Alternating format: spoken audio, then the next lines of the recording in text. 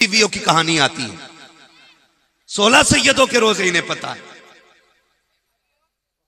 सही है सर। कुरान आए ना आए 10 बीवियों की कहानी होनी है। और पता नहीं किस ज्ञानी ने यह तहरीर लिखी है कि जो इसको अपने घर पढ़वा लेगा अल्लाह उसकी सारी जरूरतें पूरी कर देगा।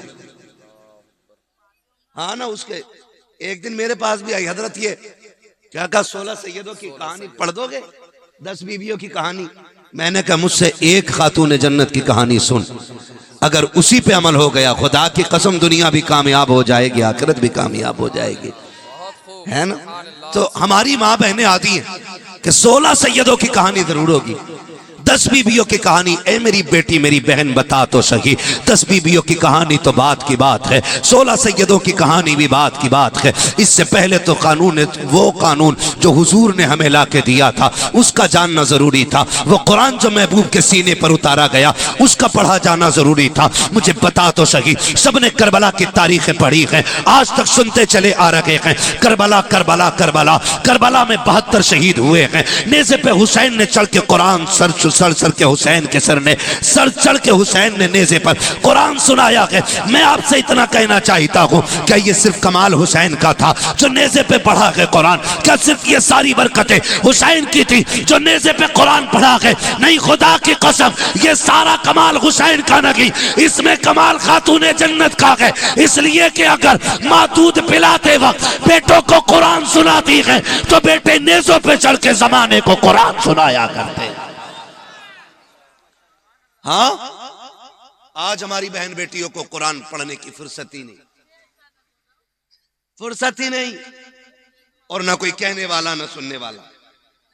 खुदारा कुरान लाजिम कर लो, अल्लाह घरों में बरकतें नाजिल फरमाएगा, बरकतें नाजिल फरमाएगा। लेकिन करें क्या? सो के कै बजे उठ रहे हैं आजकल? ए बेटे, मूंगफली बाद में खाना। सो के कितने बजे उठते हो बच्चे बताएं? 7 बजे उठ जाते हैं। सोते कितने टाइम हो बेटे?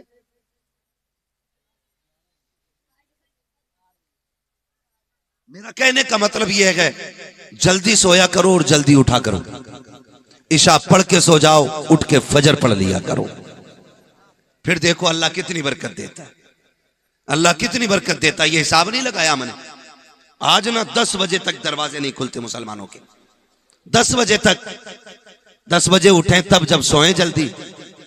बेटा 1 बजे तक पबजी खेल रहा है, अब्बा 2 बजे तक खेल रहा है। हाँ, बेटा 10 बजे उठ रहा तो अब्बा 9 बजे उठ रहा है और कह रहा मौलाना जरा तालीम कर दियो बेटे को।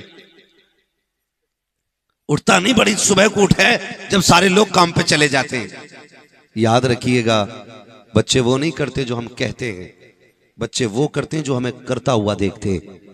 अगर अब्बा 2 बजे तक मोबाइल चलाएगा तो बेटा 100% 1 बजे तक मोबाइल चलाएगा। आप इशा पढ़ के जल्दी बिस्तर पे लेटा करो, बच्चों को भी टाइम से लेटाया करो ताकि ये फजर में उठ जाएं। 10 बजे तक दरवाजे मुसलमानों के नहीं खुलते। 9 बजे उठ के आंखें मसल के कह रहा चाय पक गई।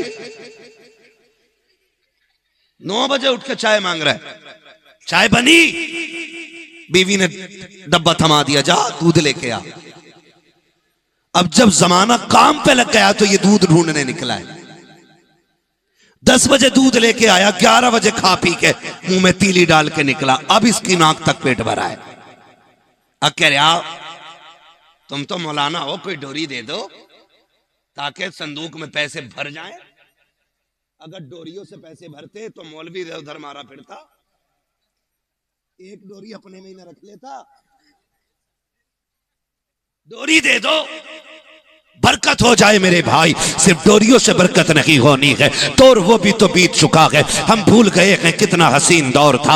आज से 30 साल 40 साल पहले पलट जाइए, जब जैसे सहर का वक्त होता था, मस्जिदों से अजान होती थी, हमारे घर की बूढ़ी औरतें उठ के बैठ जाती थी, वुजू बनाती थी, मुसल्ले पे आती थी, नमाज फजर अदा करती थी, कुरान लेके बैठती थी। जैसी सफेदी जाहिर होती थी, हर तरफ उजाला फूटता था, परिंदे आते थे, दरवाजे पर बैठ जाया करते बैठते थे, दरख्तों पे आके परिंदे बैठते थे, माए कुरान लेकर के तिलावत करती थी। कितने परिंदे बैठ करके कुरान की तिलावत सुना करते थे। जैसे पर्दों परिंदों ने आके चहचहाना शुरू किया, हमारी माओ ने मुसल्ला छोड़ा, मुट्ठी भर के दाने लेकर के आई कि परिंदे आ गए हैं। उन्होंने परिंदों को परिंदा नहीं समझा, मेहमान समझ के दाने डाल देती थी। जब परिंदे पेट भर के जाते थे, खुदा की कसम सिर्फ दाने खा के ना जाते थे, हमें दुआएं दे के जाया करते थे, रिज्क की दुआएं दे के जाते थे। जब हमारे घर की माएं ऐसी थी तो हाथ इनके उठते थे, बरकतें अर्शों से आ जाया करती। आज ना कोई कुरान पढ़ने वाला है, आज ना कोई दुआएं करने वाला है, और सारी तावीज पे लग गए हैं। सारे बस एक मौलवी से दुआओं में जन्नत चाह रहे हैं। खुदारा आदि बनेंगे कुरान के, इंशाअल्लाह पढ़ेंगे कुरान है। मैं हाथ नहीं उठवाऊंगा कितने लोगों को आता, वरना पोल खुल जाएगी। मगर इतना जरूर कहूंगा, अगर हमें कुरान ही नहीं आया तो क्या आया? अगर हम कुरान ही ना पढ़ सके तो क्या किया हमने जिंदगी में? जानते हो कुरान इतनी प्यारी किताब है। बुढ़ापा, बड़े बूढ़े कहते हैं बुढ़ापा बुरा आपा, बुढ़ापा बुरा आपा। क्यों कहते हैं? वो इसलिए कहते हैं कि बदन तो साथ छोड़ता ही है, जमाना भी साथ छोड़ देता है। अपने बच्चे भी मुंह लगाने तैयार नहीं होते। जब बुढ़ापा आता है ना, तो बर्तन अलग कर दिए जाते हैं। बहू ससुर के बर्तन में अपने बच्चे को खाना नहीं देती है। वो कहती है इसके झूठे बर्तन में रोटी न खाना, कहीं तुझे बीमारी ना लग जाए। वो जिसकी संतान, जिसकी नस्ल है, उसकी गोद से बच्चे छीन लिए जाते। बुढ़ापे को इतना मायूब बना के रख दिया लोगों ने, इतना मायूब बना के रख दिया। कई बूढ़ों को मैंने रोते देखा है, कहा अपने ही बच्चों को खिला नहीं सकते। बहू ऐसी आई है कि बच्चे छीन के ले जाती है, बीमार ना कर देना। मैं नौजवानों तुमसे एक बात कहूं, अपने घर के बड़े बूढ़े की कदर करना, अपने घर के बड़े बूढ़े की कदर करना। खुदा करे सब पे बुढ़ापा आए, सब लंबी उम्र पाए, लंबी उम्र पाए। कई बार कहते ना जी मौलाना दुआ करो अल्लाह बुढ़ापे से पहले ही उठा ले। बड़े बुरे हालात बुढ़ापे को होते हैं। ये न कहे, फरमाया गया जिसके बाल सफेद हो जाते हैं अल्लाह उससे हया फरमाया करता है। बालों की सफेदी भी रब का बहुत बड़ा इनाम है। कितने लोग तो इसलिए बख्श दिए जाएंगे कि बाल सफेद हो गए थे। तो बालों की सफेदी भी जन्नत में ले जाने का सबब है। ये ना कहे अल्लाह चलते फिरते उठा, हाथ उठाए तो ये कहे अल्लाह जब भी मौत देना ईमान की मौत अता फरमा देना। हमने ना जाके कहते हैं, मजार पे भी जाते हैं तो सीधी ये कहते हैं गाजी साहब दुआ कर दो अल्लाह 3 ट्रकें 4 बना दे। 3 मंजिल बन गया है, गाजी साहब दुआ करें अल्लाह से अल्लाह 4 मंजिल बना दे। कभी ये भी तो जाके कहे गाजी साहब दुआ करें अल्लाह मुझे भी अपना वली बना ले जैसे तुझे अपना वली बनाया है। कभी जाके कहो ना, दुआ करें गाजी साहब दौलत हो ना हो ईमान पे मौत आ जाए। ये भी तो बुजुर्गों से दुआएं कराया करो। आज तो पीरों का मकसद ही यही रह गया कि सिर्फ पीर साहब हैं तो डोरी है, पीर साहब हैं तो तावीज़ है, पीर साहब हैं तो दुआएं हैं। कभी पीर साहब से अल्लाह के जिक्र का वजीफा लिया करो, कभी रब को राजी करने के तरीके उनसे मांगा करो। हम बहुत बहक गए हैं, बहुत दूर चले गए हैं, हमने अपने रब को नाराज कर दिया है। मेरे भाई खुदारा ख्याल करें। मैं अर्ज कर रहा था अपने घर के बूढ़ों की कदर करना, इनकी इज्जत करना, ये रब का बहुत बड़ा इनाम होते हैं। जब खांसते हैं ना तो बुरे लगते, इनके थूक से नफरत होती है ना, लेकिन जिस दिन ये कफन में लिपट के चले गए ना, उस दिन घर घर नहीं लगता है, घर जंगल लगा करता है। उस दिन घर जंगल लगा करता है। आज बूढ़ा बाप पसंद नहीं है, आज बूढ़े ससुर की खांसी पसंद नहीं है। कह देती है नहीं जी कि जाओ इसकी चारपाई बाहर डालो, ये खांसता है तो दिक्कत होती है, ठंडी आ गई है, इसकी खांसी सोने नहीं देती है। और सुन, जिसे बुजुर्गों की आवाज अच्छी नहीं लगती है, खुदा को उनके घर में बरकतों का उतरना अच्छा नहीं लगता है। एक सीधी सी बात है, सीधी सी बात यही है, अपने घर के बुजुर्गों की कदर करो। वो तुम्हारा बाप है, वो तुम्हारा बाप है। मैं गलत नहीं कह रहा हूं। आज कहते हैं हमने तरक्की की है और हालात किधर कर दिए लाके। अभी सगा भाई पानी पिए, ऑपरेटर साहब हैं, इसका थोड़ा जो ये इको है ना ये कम कीजिए जरा। एक गिलास है ना, गिलास, एक बंदा पानी पीता है, एक ही घर का मेंबर है, वो पानी पी करके रख देता गिलास। दूसरा सगा भाई आया, उसने उस गिलास को धोया, पानी फेंका, फिर पिया, जबकि पता है सगा भाई पी के गया। क्यों? क्यों? आज 4 भाई हैं तो चारों की प्लेटें अलग, 5 लोग दस्तरखान पे तो 5 के गिलास अलग हैं। पहले ऐसा होता था, एक गिलास में पूरा परिवार पानी पीता था। बड़े बड़े बर्तन होते थे, कूंडा बोलते थे, तसला बोलते थे, परिवार बैठ के एक साथ खाना खाता था। जब ये मोहब्बतें थी तो बीमारियां इतनी बड़ी नहीं थी, इतनी बड़ी बीमारियां नहीं थी। गिलास इसलिए अलग कर दिए गए। भाई इसका इको कम करने मैंने आपसे कहा, आवाज कम करने नहीं, रिपीट थोड़ा कम कर दीजिए अगर हैं ऑपरेटर साहब तो। मैं आपसे ये बात अर्ज कर रहा हूं कि गिलास इसलिए अलग किए गए, गिलास इसलिए अलग किए गए ताकि मेरे जूठे से उसे बीमारी ना हो और उसके जूठे से मुझे बीमारी ना हो। हमने ये सोच करके बर्तन अलग कर दिए कि बीमारी ना हो।